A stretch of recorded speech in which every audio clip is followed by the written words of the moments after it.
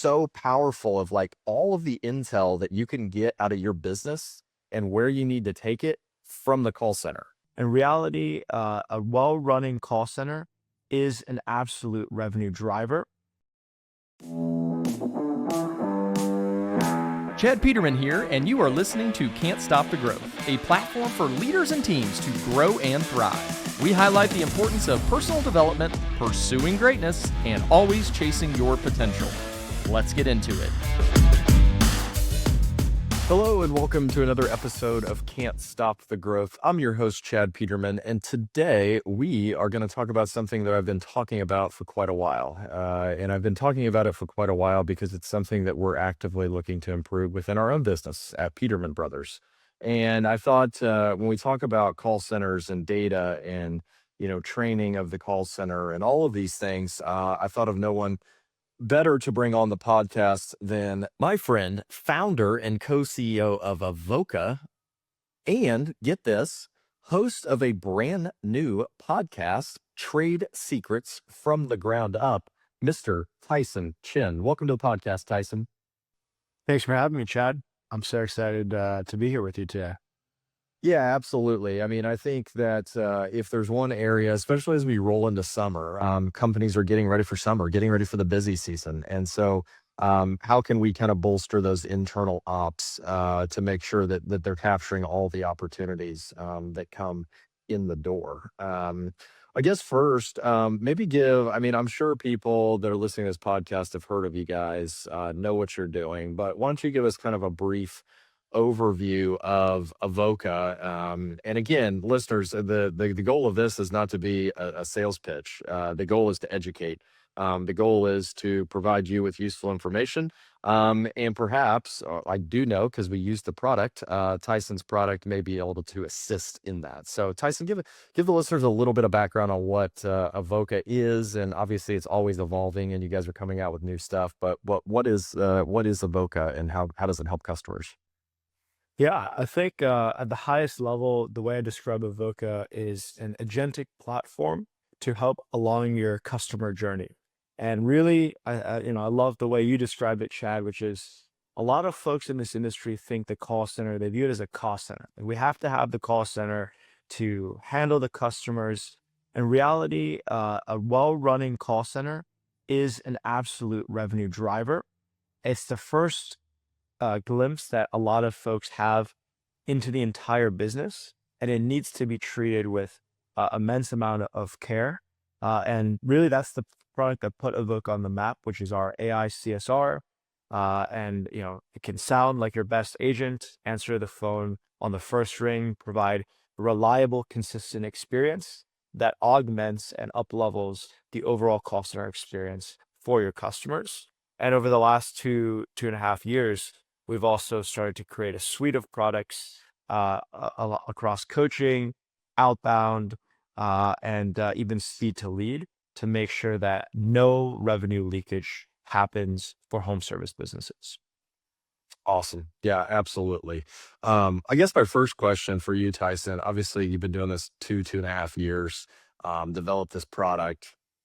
It's helping a number of customers out there. Like and you may not do this as much anymore, but obviously you're aware of it, but like, what are the most common like mistakes or oversights do you see happening in, call centers today in home services companies? Like what are people missing? And then hopefully, educate the listeners on things that, oh shoot, I'm not looking at that either. Or shoot, we need to get a KPI on that. Like what have you typically seen out there? Yeah, a lot of different ones, but if I had to summarize into the top three kind of heavy hitters, I'd say one right off the bat is just having an understanding of what are the KPIs of the call center. And I think the biggest one is booking rate. And obviously it's a very easy concept to understand, but in practice, I am always amazed by how little if I had to estimate, probably under 10% of home service businesses where we work with have a true grasp of what their booking rate is. And, without understanding even the number one real metric, you're essentially flying blind. And so I think that's the first place to start. The second place is understanding, there's this huge after hours and overflow where a lot of your most valuable leads and generally a pretty considerable amount of volume, comes, and not having a good solution there. So whether you have like an answering service or it goes to voicemail, there's a lot of kind of suboptimal things that people are doing. And if you just patch that hole, you can easily drive a lot more revenue. And then the final thing on the call center piece, I would classify as missed opportunities even during the day. And here there's probably two camps. One is just like not booking enough jobs and not being aggressive enough. So, for example, when a really high opportunity aged HVAC install comes and you're denying that because your board is full, that's just one of the easiest things, right? You can reschedule maintenance to be able to have a shot at a $20,000 job. Obviously, you take that 10 times out of 10, but because of processes, a lot of companies don't do that. So doing that, and then also and then on the same kind of level there, calling back every single opportunity that you do not book right away. I think those two things could easily get you, an extra 10% of revenue uplift. So again, the three things: understanding what your actual booking rate is, having a good solution for after hours, overflow, and weekends, and shoring up kind of missed revenue opportunities during the day. I say those are the big three for me. Awesome. Yeah. Let's dive into this. Let's unpack the booking rate thing, because I talk to so many people and like the way that they calculate it, what they're looking at, like it's skewed. What is booking? Like, how do you guys what is booking rate? Like I always say there's booking rate and then there's a true booking rate. How do you guys kind of look at booking rate, and how should that appropriately be calculated? Yeah. So we kind of think in similar veins, like two concepts. One, raw booking rate. This is super easy. Denominator is the total number of calls you get during that day. For example, let's just say 100. And then the numerator is how many of those calls you booked. So let's say it's 20. So then your raw booking rate is 20%, 20 divided by 100. Then we also have a similar concept. We used to call it true booking rate. Now we just call it like just booking rate, like raw and just, let's just say true booking rate in this case. The numerator is still the same, the number of booked calls. So let's just keep it at 20. And then the denominator, instead of total calls that came, the denominator is the amount of calls that were bookable opportunities. And so let's say instead of 100, that then goes to 50. Now we're doing 20 divided by 50, which is 40%. So that would be an example. I think the struggle with a lot of operators is that raw is generally a lot easier to calculate. So I always say if you don't want to spend any effort, just index on raw booking rate, because that number can't lie. And if you do have the time and energy, you should be really thinking about true booking rate. But where a lot of people get caught up is when they start using Service Titan's booking rate, or they have their own CSRs, like rate, like kind of dispositioning calls, you think you have an idea of true booking rate, which is like 85, 90%, a lot of people think, and it's actually like 50, 60%, because you're not actually classifying correctly what is all of the bookable opportunities. And that's kind of where, obviously, I know you guys have just started using Coach, but that's where, Coach helps out a lot. Yeah, absolutely. I can speak to that because we use it, the ability for AI to review basically every call, categorize it right, and then also provide our CSR manager and our internal ops team like coaching opportunities. Like I think the best part of the whole coaching platform is the ability to give a CSR a KPI on how they handled the call. So whether booked or unbooked, giving them a score based on, did they hit the parts of the script? Did they show empathy? All of these things to me is the most powerful tool, because it's so hard to like if you're trying to tell somebody, hey, you're not using enough empathy. Well, what the heck does that mean? Like, how do I use more? Like, it gets very convoluted. Where this to me is very like cut and dry. Like, I mean, you figure out how to calculate it. I mean, how do you guys go about like determining that? I forget what you guys call it, but like the score that they get on how they handled the call. Yeah. So yeah, exactly. I think there's that kind of goes into and generally in any KPI, I think you should have input metrics and then output metrics. And the input metrics should be the things that you track to make sure that the laggarding outward metrics eventually get there. And I think, yeah, in this same way in sports, right? You do the right things over and over again, and eventually the results will come. But for us, there's a variety of different rubrics that you can choose from. You can create your own rubric. But effectively, some people, use like the Nextstar CubeSat evaluation form, what have you, a variety of forms that you can choose. And the way it works is that you assign every section a weight, and then the AI listens to that call and gives you a grade, 0 to 100, based on how well you did in every single section. Yeah, absolutely. Which has been huge for our team, just to be able to see that. And then they come in every morning, they know how they did yesterday.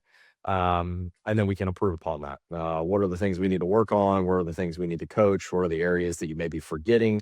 Obviously, there's a lot to do when a call comes in. And you can kind what of see what the top performers are doing too. So it's like you you can see got it. exactly Yeah, what they're doing, train to that, and add spiffs, all these different things. But first things first, you need to have a good way to understand objectively, did they do the right things? And did they make the right play? The same thing in poker, right? It doesn't matter if you win or lose a hand in poker. The main point is, was your decision making sound, and did you make the right play? And if you make the right play over a large enough sample size, the results will come. yeah.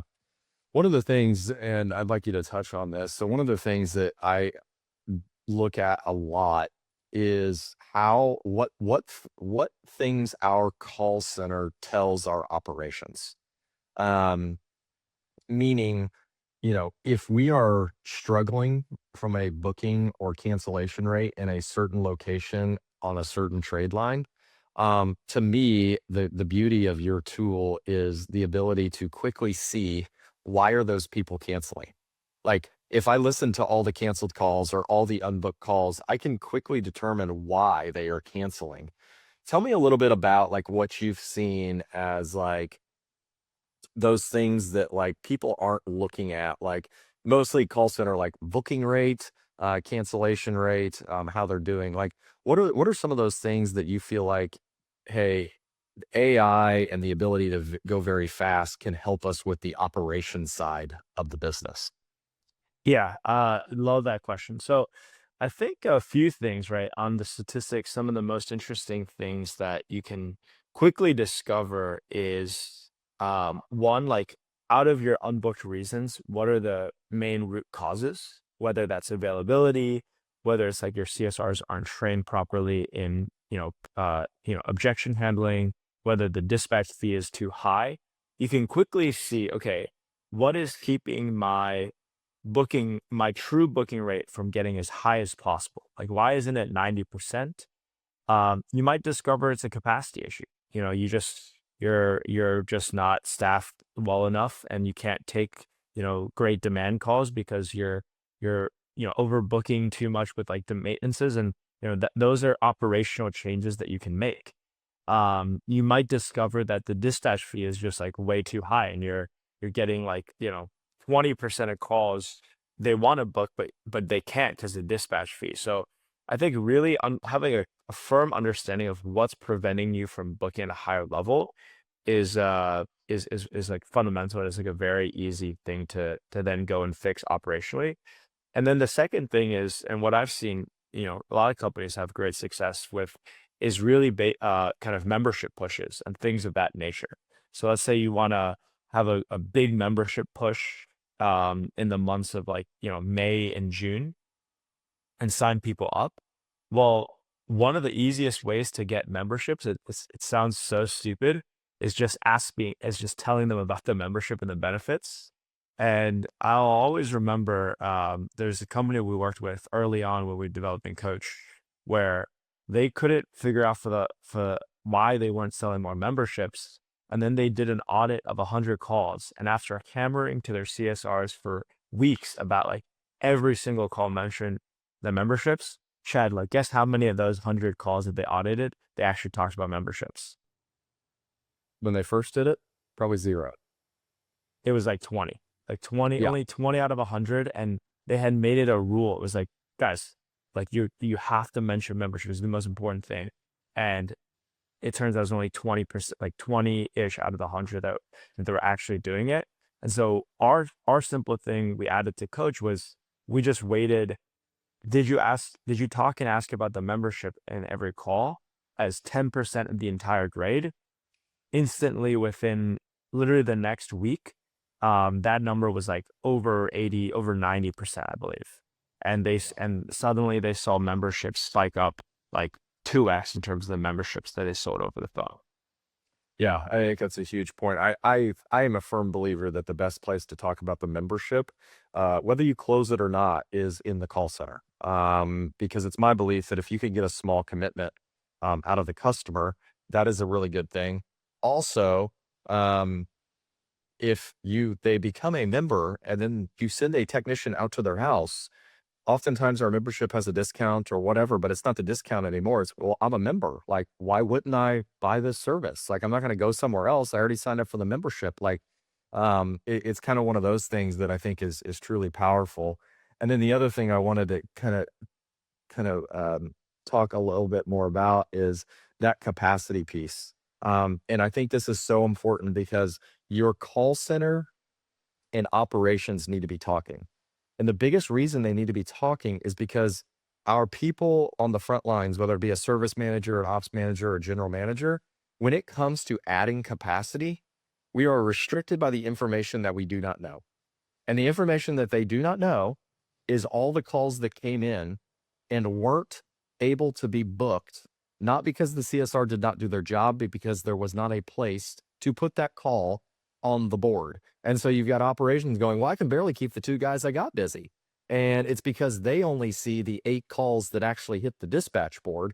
They don't see the 16 that actually came into the call center, but the other 8 customers didn't want to wait. And so I think that's so powerful of like all of the intel that you can get out of your business and where you need to take it from the call center. Like they're going to tell you the full story. Where oftentimes, I mean, I hear this, we don't hear it anymore because we've taught through it, but it's like, you've got to get all these people in the same room to understand what is actually happening in the business because so many people only see parts of it. Yeah, exactly. It's like as a business owner, it's clear as day to make like a overbooking happen. It's like, why wouldn't I want to just reschedule a customer if I have an opportunity to kind of do this incredibly large job? But to the individual, they're just silent and they're like, well, the rule says to not book it if there's no more space. So I'm not going to book it. And then you're just letting a competitor have that job. So, yeah, exactly. I do think that a lot of the value here is like being able to start thinking in a more global perspective and getting everyone, in the room together to understand, like, it's kind of, Chad, that one time, I think we might have met, at this conference, but it was the one where, it was Tommy's Home Service Freedom where he brought in Jocko, and Yeah. Jocko was telling us about his concept of decentralized command. I always remember like that's kind of exactly, the right mentality. People need to understand the bigger picture in order for them to make the right decision in their own swim lane. 100%. I mean, I think one of the biggest things I think about this that's perfectly related to the call center is I'll never forget when we told our CSRs how much leads cost. And you think it's like a simple thing, but like if that CSR team knows that when that lead comes in and it says PPC, that we already paid for the lead, they're going to work harder to book that. Like it's just it was so like it was such a little thing, and we were like, oh my god, how stupid are we? Like we didn't tell them that these leads are leads that we've already paid for. And what we found out was the call center, because we had not educated them on how the business worked, like the entirety of everything, they were like, well, we just thought the phone rang. Like, we're just here to answer it. What do you mean? Like, we just thought it rang. And it wasn't like, oh my God, you're so silly. It's like, oh my gosh, we forgot to tell you this such a critical element of how this business operates and your role within it. So I think you're spot on with everybody's got to know how the whole thing works. Yep, exactly. And then put the onus on them to kind of make the right decisions if you put the right players in the seats. And the funny anecdote when you mentioned the PPC, this is way back in the early days, actually over 4 years ago when we were just starting up with Avoca. I was outbounding and cold calling people, and I had a pretty good set because it's like, oftentimes they miss it, and then I was like, oh well, if you had Avoca, I could have been a customer. You might have just lost like $20,000. But one time I called an owner, and I didn't have any sophisticated tools. I was just calling based on like Google. And I called an owner. He was so pissed off. He's like, God damn, like you just cost me $60 for because I called him on his pay-per-click ad, and I had no idea at the time. I was like, "What are you talking about, man? I just called this number." But I'll never forget. He was livid with me because I cost him $60 on a cold Yeah, call. that's awesome. What let's dive into this coach thing. Like what other intel does this product help give kind of your CSR manager? Because I always think about it like, back in the day, like, you know, a CSR manager would like, well, hey, part of the one-on-one with the CSR is review 3 calls. Well, okay, cool. Like they took 100. Like what kind of sample size is this? Like what other data are you guys helping provide through the coaching platform that you think owners would find useful? Yeah, I think there's a few high-level KPIs that we look at both a macro, like a whole team perspective. And those would be like, what are the most common objections that people are getting? What are the most common unbooked reasons? And then being able to accurately disposition every single call that comes in. So oftentimes for a lot of owners, this is the first time that for every single call, they have certainty that they disposition it in the right way. And the way when we work with your team to do that, I know Chad's team in particular has like 20 different dispositions. So we had to do a lot of fine tuning to make sure the AI is like, 99.9% accurate. But that's probably one of the biggest ones. And then more at the micro level, yeah, I think it's a super powerful tool. What we are able to do is we identified 5 what we call hero metrics that the top CSRs like across the US all exhibit in terms of talk to listen ratio, general talk speed, filler words, gaps and silence, and we have the optimal ranges for all those things. And so as a CSR manager, it becomes really easy at our next one-on-one Chad to be like, okay, well, Chad, you're doing really well in 3 of these things. Here's an area you need to improve. You need to talk slower when you're handling customer objections, or you need to, talk less and let the customer speak more. Like those things end up being super, super helpful for kind of individual coaching. That's awesome. Yeah, I think I've dove in a little bit just to kind of understand the product and what we're getting into and so on and so forth. But yeah, I think it's going to be a hugely powerful tool for us. Um, let's talk a little bit about. I feel like some of the controversy has subsided a touch um, when it comes to AI answering phone calls. What are you seeing out there as people kind of navigate this? I feel like, even the last time we talked, or, like I'd say 6 months ago, like the sentiment was one way, but it's slowly shifting. Like, what are you seeing out there as, obviously you guys believe in it, you built a product around it, but like, what are you seeing out there as far as like customer sentiment, company sentiment? Like how do you see that evolving? Or where is it today, you feel like? Yeah, it's fascinating landscape, and yeah, obviously it's moved a lot faster than even we could have imagined. I think 2 years ago when I went around trade shows, kind of pitching this, I think like 90% of people just thought I was an absolute lunatic, and obviously there's a lot of learnings and kind of scar like war scars that we had, but it's great to see the excitement now. I think just to kind of break down your question a bit, I think on the customer sentiment and acceptance rate, we've seen pretty clear progress. So one statistics that we track very closely is the percentage of calls in which like a human asks for to speak to an actual agent when they learn it's an AI. That number, like, when we first started was over 20% and probably the low 20s. Now it's gotten to the low teens in just over, around a year and a half. And so what that means is that people are more and more willing to have their problem solved by an AI when they know it's intelligent and it can get the job done. Obviously, people are interacting daily much more with other AI agents, whether it's, their banks, airplanes, etc. So that's obviously a very strong trend.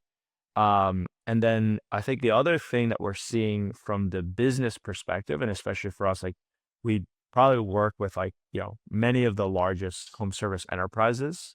And what we're seeing is that the boards of these companies are more and more pushing for stronger AI adoption and obviously like utilizing AI to drive real world business value. And what that has led to is, more, a lot of times we start with our core use case of like being the best answering service you'll ever have in terms of, booking rate, containment rate, but like after hours overflow. Now, more and more, we've seen a rapid adoption, not just of after hours overflow use cases, but to actually sit at the front line and have the AI answer each and every single call. And the acceleration towards that mode, I could not have expected to have gone this fast. Yeah. It's it's pretty powerful stuff. I mean, we don't use it. We kind of give customers like an option, like whoever they want to talk to. Like, hey, if you don't want to wait on hold, you can talk to an AI agent and get your stuff booked.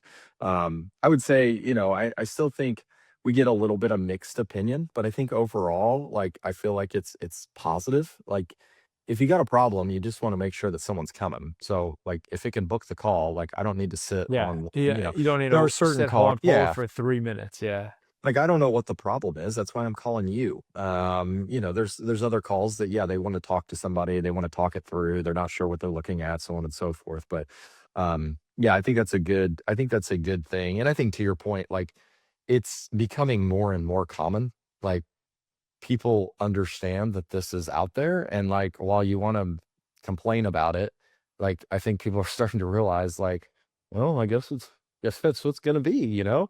I think people complained early on about like the subscription services and like, "Oh, I don't want another subscription and this, that, and the other." Well, now everybody's got seven, and probably four of them are the same thing that they forgot that they have on two different credit cards. So, I think people will eventually get there. Um, One of the things too, and I know we talked, hell, we were on a call yesterday talking about this. Like, what are you guys looking at as far as like? I love how you put Avoca is not just like not you're just and they may have started like that, like, hey, we're just going to answer calls. Obviously, with AI, that the possibilities are fairly endless with this stuff. Like, what are you guys looking at right now? Like, that's like, you know, in and around what you guys, typically like your base case. Here's what we started on, but like, how are you guys expanding that? What are you guys looking at where AI can help solve problems for business? Like, what are you guys developing? What's new out there on the roadmap? yeah. The big thing right now we're starting to look at is marketing. But yeah, I mean, really, I think the way I really think about it, and every innovation of Avoca is squarely and primarily meant for our customers, and and obviously, we, as you know, we have a very tight, like, set of what we call customer advisory board, for which they help us think about all of our product evolutions. And it's usually once we get like 5 or 6 of our top customers all asking for the same thing, that dictates and we end up building it. But I'd just say the general evolution of Avoca is kind of like this, which is we started off with the phone call where 85% of leads come in. We want to be the best platform for being able to close calls into leads. Then we realize, okay, 85% of revenue does come from the inbound phone calls, but there's a lot that come from other leads and stuff too. So then we added speed to lead and omni-channel web scheduling to be able to capture all of those leads and convert them to jobs. That's kind of the phase 1 act. Phase 2 is kind of 2 things. One was obviously Coach, which helps augment the call center. And that's probably more 1.5. And then being able to autonomously book more leads. So like always fill your board up. So like when you don't have enough leads, how do you draw upon your membership base? How do you do outbounding? Always have your board full and do that in an autonomous manner, taking into account things like weather patterns and historical data. And then now on the customer journey path, we're starting to dive into marketing. So you have all of these different, awesome, amazing marketing agencies. And our next thing, which we're working with a very select number of folks on, is figuring out an agentic way to do a lot of, what these large marketing agencies are charging hundreds of thousands of dollars to do in terms of managing SEO, Google, because the way we see it is like all of these things need to work in harmony, right? You need to turn on the marketing, optimize SEO, spend for pay-per-click when you need to kind of use that lever to fill the board. Like all of these things should be in service of filling the board in an optimal way. Marketing is simply another lever and something that we think that our AI agents are able to actually do pretty well. So that's kind of what's the most interesting kind of new things that are brewing for us. Yeah, absolutely. That's exciting stuff. I mean, I think you look at it, at least I look at it this way, like, okay, we've built the stuff that like takes the call that's coming in.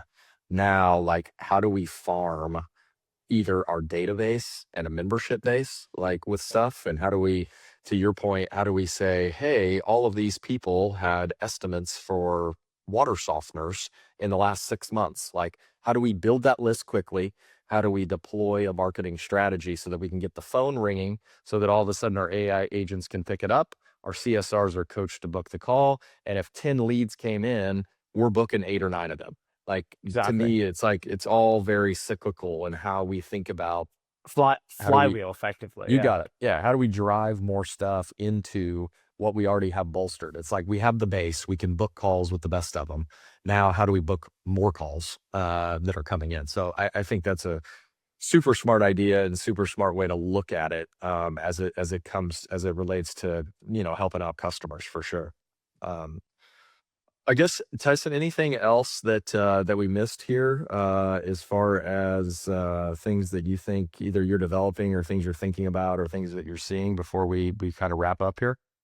No, I think we covered a lot of them. I think, I mean, especially as summer is rolling around, obviously, speed to lead is going to be incredibly important as it relates to, you want to be the first person to kind of leap on and answer them. And we've actually done some pretty interesting results around like having drip campaigns. And so not just hitting them with a text or phone call and the lead aggregator, but doing all of those together. I think that's kind of one area.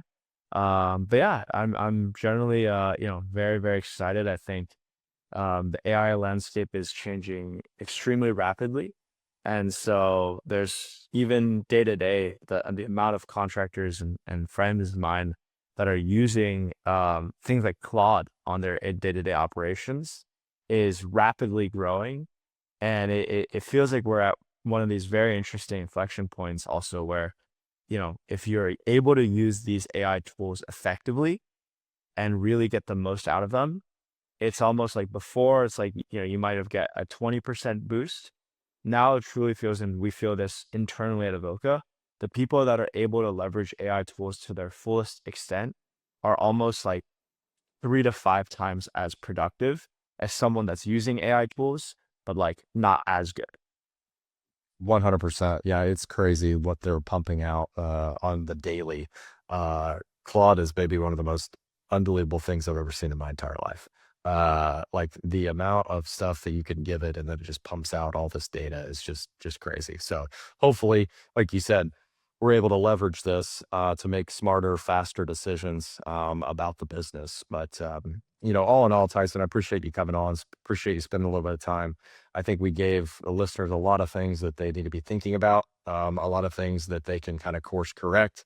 Obviously, some of those things could be solved even faster with some of your guys' tools, which is awesome.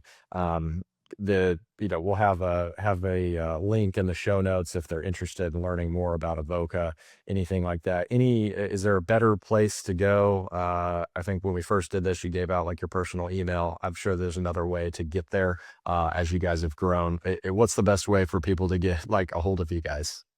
Yeah. Well, you can always still reach me at Tyson@avoca.ai. But yeah, if you're interested in learning more, there's obviously visit the website and we'll get you set up with a wonderful demo from our amazing sales team. And last but not least, Chad, I actually am launching my own podcast in a few weeks. It's called, thank you. It's called Trade Secrets from the Ground Up.